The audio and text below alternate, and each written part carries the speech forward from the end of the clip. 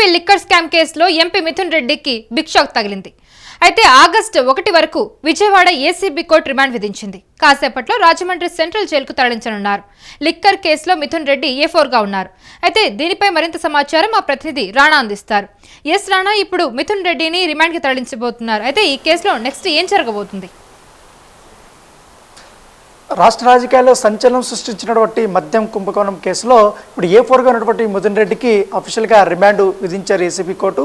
మరి కాసేపట్లో రాజమండ్రి సెంట్రల్ జైలుకి ఆయన్ని తరలించబోతున్నారు. అయితే మధ్యాహ్నం 1:30కే వాదనలు పూర్తయినప్పటికీ తీర్పు కాసేపు రిజర్వ్లో పెట్టారు. తర్వాత జడ్జి పూర్తిస్థాయిలో ఈ ఆగస్టు 1 వరకు కూడా ఈ రిమాండ్ను పొడిగిస్తూ ఆయన ఉత్తర్వులు జారీ చేసినటువంటి నేపథ్యం అయితే కనపడితే, మరోపక్క రిమాండ్కి సంబంధించినటువంటి వాదనలు ముగుస్తున్నప్పుడే కస్టడీ కోర్టు కూడా పిటిషన్ వేశారు. అయితే కస్టడీకి సంబంధించిన అంశం పైన ఇప్పటి వరకు అది ఇంకా విచారణకి రాలేదు కాబట్టి విచారణకు వచ్చినప్పుడు ఎన్ని రోజులు ఏంటి అనే దానిపై కూడా పూర్తి క్లారిటీ అయితే మనకు వచ్చే అవకాశం ఉంది. అయితే నిన్నటి వరకు ఒక ఎత్తు అయింది, కానీ ఈ రోజు నుంచి మరొక ఎత్తుకు వెళ్ళిందని చెప్పుకోవచ్చు ఏపీ మద్యం కుంభకోణం కేసు.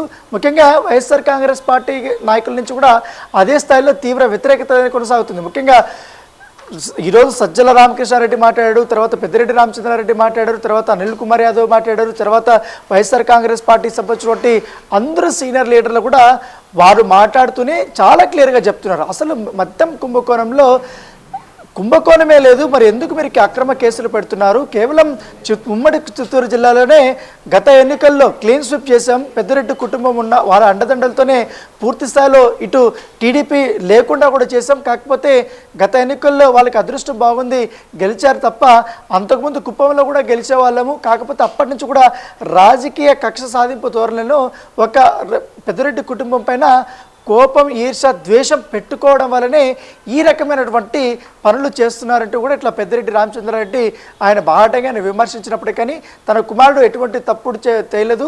పైగా స్టేట్లో ఈ యొక్క కుంభకోణం చేస్తే ఆయన ఎంపీగా ఉన్నాడు. అసలు ఎంపీగా ఉన్నప్పుడు ఉన్న వ్యక్తి స్టేట్కి సంబంధించినటువంటి పాలసీలు ఆయన ఎందుకు కలగజేసుకుంటాడనేది కూడా ఆయన చెప్తున్నటువంటి పరిస్థితి. ఎందుకంటే డిస్టిలరీస్ ఉన్నప్పటికీ కానీ చాలా డిస్టిలరీస్కి ఏదైతే వీళ్ళందరూ కూడా ఇచ్చారు కాబట్టి ఆర్డర్స్ వచ్చిండొచ్చు, అంతేగాని ప్రతి ఒక్కటి కూడా ఇన్ని వేల కోట్ల రూపాయలు స్కామ్ జరిగిపోయిందనేసి కూడా వీళ్ళు బయట చెప్తున్నట్టుగా అవి ఏవి కూడా రుజువు కాలేదు, అసలు స్కామే లేదు. ఇది ఖచ్చితంగా గతంలో ప్రైవేటు సంస్థల్లో ఉన్నటువంటి ఈ మద్యం అంతా కూడా ఇప్పుడు ప్రభుత్వపరం చేసి దాన్ని మేము మానిటర్ చేస్తామనేది కూడా వాళ్ళు చెప్తున్నటువంటి పరిస్థితి. సో దాంతోపాటు అనిల్ కుమార్ యాదవ్ కూడా చెప్పారు, కావాలని వీళ్ళు కక్ష సాధింపు కోసమే మొత్తం కేవలం ఒక మిథున్ రెడ్డి మీదే కాకుండా ప్రతి జిల్లాలోనూ వైఎస్ఆర్ కాంగ్రెస్ పార్టీకి సంబంధించి కీలకమైనటువంటి నేతలు ఎవరవుతున్నారో వాళ్ళందరిపైన ఈ రకమైనటువంటి కేసులు పెడుతున్నారు. ఒకవేళ లీడర్ లొంగకపోతే వారి పక్కనటువంటి అనుచరులు ఎవరైతే ఉన్నారో ఆ అనుచరుల మీద కూడా వారిని అక్రమంగా బెదిరించడమో లేకపోతే ఏదో రకంగా వారిని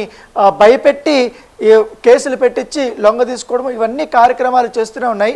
కాకపోతే ఈ మధ్య కాలంలో చూస్తున్నాం, గత 3 నెలల నుంచి కూడా ఎవరైతే వైఎస్ జగన్మోహన్ రెడ్డికి అత్యంత సన్నిహితంగా ఉన్నటువంటి వ్యక్తులు మాత్రమే టార్గెట్ చేసుకొని మరి వేరే కేసుల్లో సంబంధం లేకపోయినా ఆ కేసుల్లో సంబంధం ఉన్నట్టుగా వాళ్ళకి క్రియేట్ చేసి మరి ఆ కేసులు ఇరికిచ్చి జైలు పాలు చేస్తున్నటువంటి సందర్భాలు అనేకం ఉన్నాయని కూడా వాళ్ళు చెప్తున్నారు. అయితే రానా, ఇదంతా ఈ వాదనలన్నీ ఒకవైపు అయితే ఇప్పుడు మిథున్ రెడ్డి అరెస్ట్ తర్వాత ఈ నేపథ్యంలో నెక్స్ట్ అరెస్ట్ ఎవరైనా దానిపై కూడా చర్చలు నడుస్తూ ఉన్నాయి. అయితే నెక్స్ట్ అరెస్ట్ ఎవరిది ఉండొచ్చు? ఖచ్చితంగా చాలామంది చెప్తున్నటువంటి వార్తలు వస్తున్నటువంటి పరిస్థితుల్లో ముఖ్యంగా గత ప్రభుత్వంలో ఎక్సైజ్ మినిస్టర్గా పనిచేశారు, డిప్యూటీ చీఫ్ మినిస్టర్గా పనిచేసినటువంటి నారాయణ స్వామి కూడా ఉన్నారు. కాబట్టి ఆయనకు సంబంధించినటువంటి అంశంలో కూడా అధికారులు ఇప్పటికే నోటీసులు కూడా జారీ చేశారు. సో నోటీసులు ఆయన కూడా అందుకున్నారు కాబట్టి నేను కూడా విచారణకి హాజరవుతానని చెప్తున్నారు. సో తదుపరిగా కూడా అరెస్టులు అక్కడి నుంచి స్టార్ట్ అయ్యే అవకాశం అనేది కూడా ఊహాకానాలు ఉన్నప్పుడు కానీ తాజాగా ఇప్పుడు మరొక 8 మంది నిందితులను కూడా వారు ఈ యొక్క దీంట్లో చేర్చారు. కాబట్టి చూడాలి, ఇంకా సంఖ్య పెరిగే అవకాశం ఉంది, ఇంకా అరెస్టులు ఇంకా పెరిగే అవకాశం ఉంది. ఇప్పుడు అరెస్ట్ చేసినటువంటి వారందరినీ కూడా ఇప్పుడు దాంతోపాటు కస్టడీకి తీసుకుంటారు కాబట్టి కస్టడీలో వారిని ఎంక్వైరీ చేస్తారు. ఎంక్వైరీ చేసేటప్పుడు దాంట్లో వెళ్ళేటువంటి అంశాలు అనేది చాలా కీలకం ఎక్కడైనా కూడా. సో దాన్ని బేస్ చేసుకుని రేపు పొద్దున్నే ఛార్జ్షీట్ ఫైల్ చేసినా కూడా దాంట్లో ఈ అంశాలన్నీ కూడా వాళ్ళు పొందుపరుస్తారు. సో దానివల్ల కూడా ఈ కేసులో ఎంత వెయిట్ ఉంటుంది ఏంటనేది నిలుస్తుందా నిలవదా ఫైనల్ ఛార్జ్షీట్లో మనకు తెలుస్తుంది. కాబట్టి సో అప్పటి వరకు కూడా ఆల్మోస్ట్ ఇప్పుడు అరెస్ట్ అయినటువంటి గతంలో 11 మంది కానీ ఇప్పుడు చివరెడ్డి భాస్కర్ రెడ్డి కూడా అరెస్ట్ అయినటువంటి పరిస్థితి కాబట్టి వాళ్ళు కూడా కొంతవరకు స్టేట్మెంట్లు ఇచ్చారు. దీంట్లో ఎవరెవరు ఇన్వాల్వ్మెంట్ లేదు అనేది కూడా వాళ్ళు కూడా చెప్పారు. సో కావాలనే మా పైన ఇవంతే కేసులు బనాయించారని చెప్తారు. కాకపోతే ఏసీబీ మాత్రం రిమాండ్ కాపీలో చాలా క్లియర్గా వాళ్ళు చెప్పారు, వీళ్ళు కావాలని మద్యానికి సంబంధించినటువంటి డిస్టిలరీస్కి కొన్ని కంపెనీస్కి వీళ్ళు ఇచ్చారు, లోకల్ బ్రాండ్స్ తయారీకి కూడా వీళ్ళు సహకరించారు. దాంతోపాటు భారీ స్థాయిలో కూడా వీళ్ళు ముడుపులు తీసుకున్నారు. దీని రాష్ట్ర ఖజానాకి 3,500 కోట్ల రూపాయల మేర నష్టం జరిగిందనేది వీళ్ళు చెప్తున్నారు.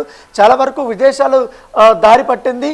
దాని తర్వాత మనీ లాండరింగ్ జరిగిన తర్వాత మళ్ళీ ఇక్కడ కంపెనీల్లో పెట్టుబడులు పెడుతూ ఇట్లా చేశారనేది కూడా అనేక రకమైనటువంటి అలిగేషన్స్ అయితే చేశారు. అలిగేషన్ చేస్తున్నప్పుడు పైగా మరొక అంశం కూడా తెరపైకి తీసుకొచ్చారు. ఈ ఏపీ మద్యం కుంభకోణం సంబంధించిన అంశంలో ఇప్పుడు విచారణ అనేది చాలా వేగంగా జరుగుతుంది. ఈ సమయంలో కానీ ఎవరైతే ఎఫ్ఐఆర్ కాపీలో కానీ రిమాండ్ కాపీల్లో ఉన్నటువంటి పేర్లు ఉన్నారో ఆ పేరులో ఉన్నటువంటి వారందరూ కూడా చాలా కీలకంగా ఉన్నారు. సో దీని వెనకాల ఇంకా చాలామంది పెద్ద తలకాయలు ఉన్నారు కాబట్టి వాళ్ళు పట్టుకోవాలన్నా వాళ్ళ పాత్ర తేటతల్లం చేయాలన్నా కూడా వీళ్ళ యొక్క అరెస్ట్ అనేది చాలా ఇంపార్టెంట్. వీరు విచారణకు సహకరించడం అనేది చాలా ఇంపార్టెంట్ కాబట్టి దాని తగ్గట్టుగా చర్యలు తీసుకునేసి కూడా కోర్టు కూడా వీళ్ళు చెప్పినటువంటి వాదనలు అయితే వినిపించారు. సో ఏదన్నమాట కానీ ఇప్పుడు ఆగస్టు 1 వరకు కూడా ఇప్పుడు మిథున్ రెడ్డికి రిమాండ్ విధించారు కాబట్టి ఒకవేళ రేపు కానీ ఎల్లుండి కానీ ఈ కస్టడీ కూడా కోరారు కాబట్టి ఆల్రెడీ అనుమతించే అవకాశం ఉంది. ఒకవేళ అనుమతిస్తే ఒక 3 రోజులు కానీ 4 రోజులు కానీ మిథున్ రెడ్డికి ఇచ్చే అవకాశం ఉంది. ఎందుకంటే మరొకసారి ఒకవేళ కస్టడీకి తీసుకోవాలంటే రాజమండ్రి జైలు నుంచి మళ్ళీ విజయవాడకి తీసుకురావాల్సింది, విజయవాడకి సిటీ ఆఫీస్కి తీసుకురావాల్సినటువంటి అవసరం ఉంటుంది.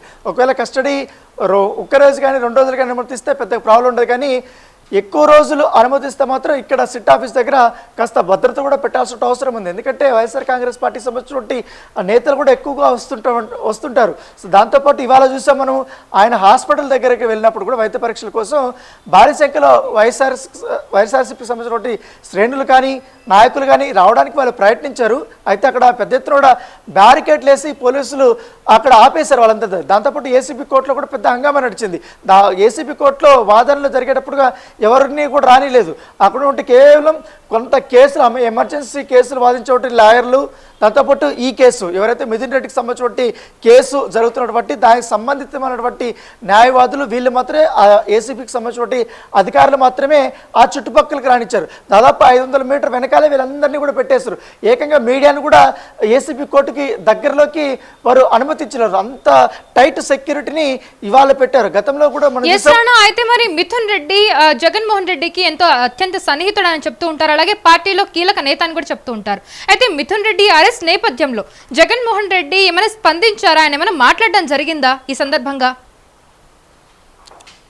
మిథున్ రెడ్డికి అంశం బయటకు వచ్చినప్పుడే జగన్మోహన్ రెడ్డి చాలా క్లియర్గా చెప్పారు, అసలు ఎందుకు నా అనుకున్నటువంటి వాళ్ళందరినీ కూడా టార్గెట్ చేస్తున్నారు. మొన్న అవినాష్ రెడ్డిని టార్గెట్ చేశారు, తర్వాత ఇప్పుడు మిథున్ రెడ్డి పైన టార్గెట్ చేసి అతన్ని జైలు పాలు చేసే అంశం మీద ఎక్కువగా వీళ్ళు దృష్టి పెట్టారు.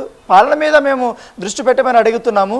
మీరు ఇచ్చినటువంటి హామీలు ముఖ్యంగా సూపర్ 6 అనేది చాలా ఇంపార్టెంట్. దానివల్లనే మీరు ఓట్లు గడించారు కాబట్టి, ప్రభుత్వంలోకి వచ్చారు కాబట్టి, కూటమి ప్రభుత్వంగా మీరు ఏర్పడ్డారు కాబట్టి మేము వాటిని అమలు చేయండి అంటే వాటిని కప్పిపుచ్చుకునే విధంగా ఒక అంశాన్ని తెరపైకి రానియకుండా డైవర్షన్ పాలిటిక్స్లో భాగంగానే రోజుకొక అంశం తీసుకురావడము, వారికి సంబంధించిన ఛానల్స్లో లీక్లు ఇవ్వడము, దాంట్లో హైలైట్ ఇవ్వడము, తర్వాత అధికారులతో ఈ రకమైనటువంటి అక్రమ కేసులు బనాయించి మమ్మల్ని వేధించడము, ఇదంతా జరుగుతూనే ఉంది. ఖచ్చితంగా ఎప్పుడు అధికారం అనేది శాశ్వతం కాదు.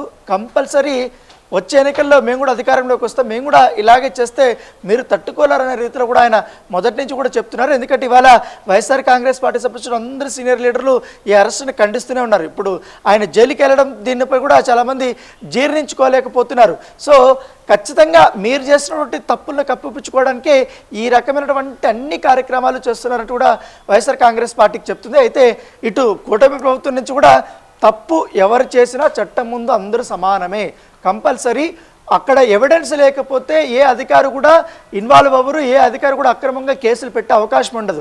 సో సో మనం చూసాం ఇప్పుడు ఏపీ లిక్కర్ స్కామ్ కేసులో మిథున్ రెడ్డికి రిమాండ్ విధించింది కోర్టు. అయితే ఇప్పుడు నెక్స్ట్ లిక్కర్ స్కామ్ కేసులో అసలు ఏం జరుగుతుంది ఏంటనేది ఉత్కంఠకరంగా మారింది. అసలు మీకేమనిపిస్తుంది? ఏపీ లిక్కర్ స్కామ్ కేసులో నెక్స్ట్ ఏం జరగబోతుందని మీకు అనిపిస్తుంది? మీరు కమెంట్ రూపంలో తెలియచేయండి. And for more updates keep watching it's UTV channel. And అలాగే స్క్రీన్ మీద కనిపిస్తున్న సోషల్ మీడియా ప్లాట్ఫామ్ని కూడా ఫాలో అవ్వండి. Thank you so much for watching.